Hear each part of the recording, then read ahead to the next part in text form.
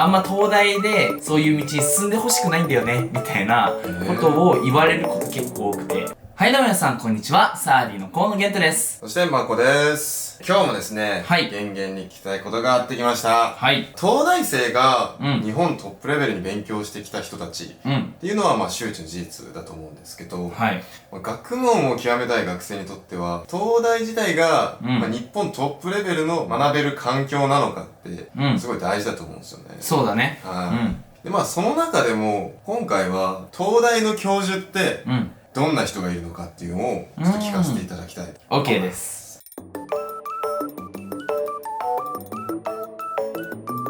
東大の教授って、先生としてはどうでしょう？ああ、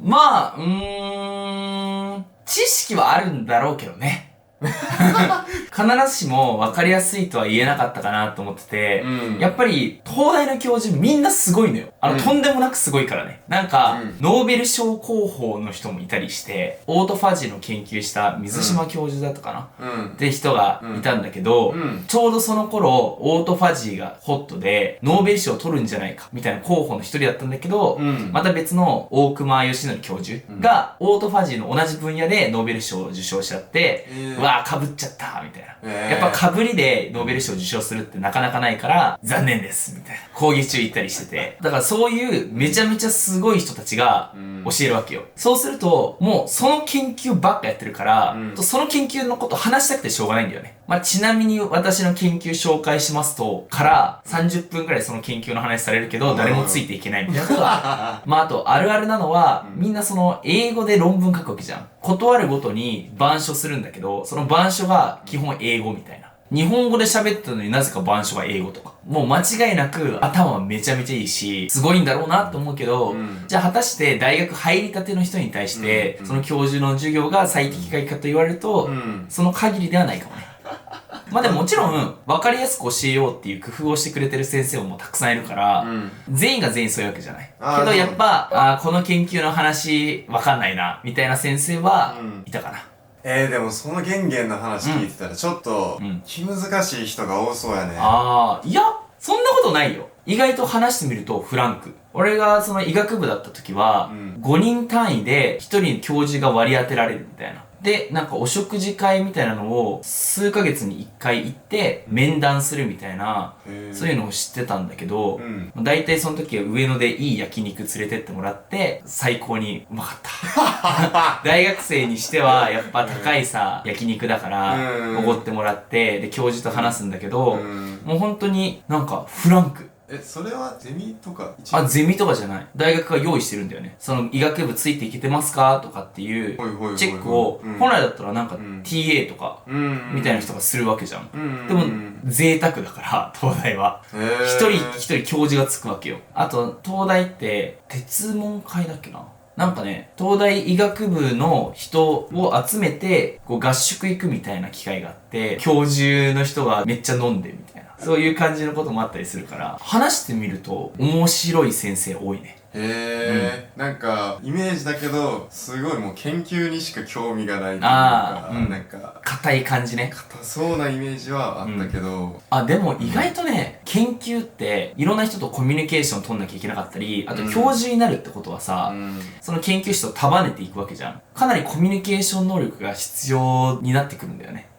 で、結構その教授の人の経歴として多いのが、東大出ました。その後に、論文書いて、海外の大学院とかで、一旦、海外の学会とかで発表するとか、そういう経歴の人が多いのね。で、やっぱ海外で活躍するためには、ただこう論文書いてりゃいいってもんじゃなくて、コミュニケーション取っていろんな人とやり取りするみたいな能力がかなり求められるから、そこで評価されて戻ってきて東大で教授になる中で、やっぱどうしてもコミュニケーション能力っていうところを高めなきゃいけないような環境にあるのかなって思うね。東大医学部ならではの教授のエピソードとか。病院実習の時に、各科の教授と割と話すんだけど、共通して思ったのは、みんなちょっと美容整形外科に対してよく思ってないね。そうなんだ。雑談で、君どこの科興味あんのみみたいによく話すわけよ。うん。で、まあ一応忖度して、例えばじゃあ、眼科とかだったら、眼科も一応考えてて、っていう風には毎回言うんだけど、その中で、最近東大の学生から美容整形外科に行く人も増えてさ、みたいな。でもあそこはちょっと、まあお金儲けだよね、みたいな。あんま東大で、医学を勉強してる人が、そういう道に進んでほしくないんだよね、みたいなことを言われること結構多くて。まあ、俺は偏見ないからさ、そうなんですね、みたいな、一応聞き流してはいたけど、割とやっぱそこに対して、拒否反応を示している教授は多かったね。まあさすがに今、卒業して5、6年経ってるからさ、今はそんなこともないのかもしれないけど、当時はそういう印象を受けたね。またこの話題だと思って。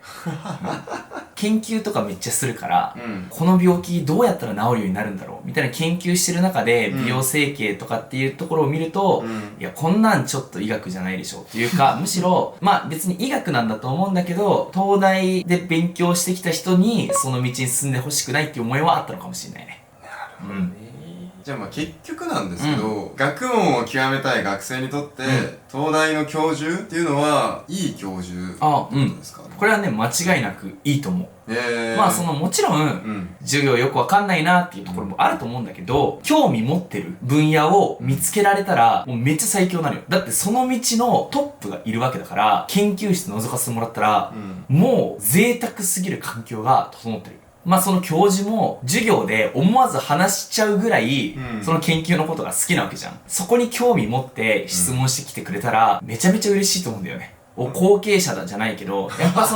どの研究室も研究者欲しがってるから、で、新しいその自分の分野に興味を持ってくれてる若者がいるっていうだけで、超嬉しいと思うんだよね。だって、オタクって自分の好きなもの共感してくれたら絶対嬉しいじゃん。いや、嬉しいね。そう。やっぱオタクだとわかると思うんだけど、教授はその研究の分野におけるオタクだから。そうだね。だから、根節丁寧にわかんないところも全部教えてくれるし、ここの分野興味あるな、極めたいなって思ったら、そこの部分を本当に最先端まで爆速で駆け抜けられるような環境があるっていうのは、すごい恵まれてると思うね。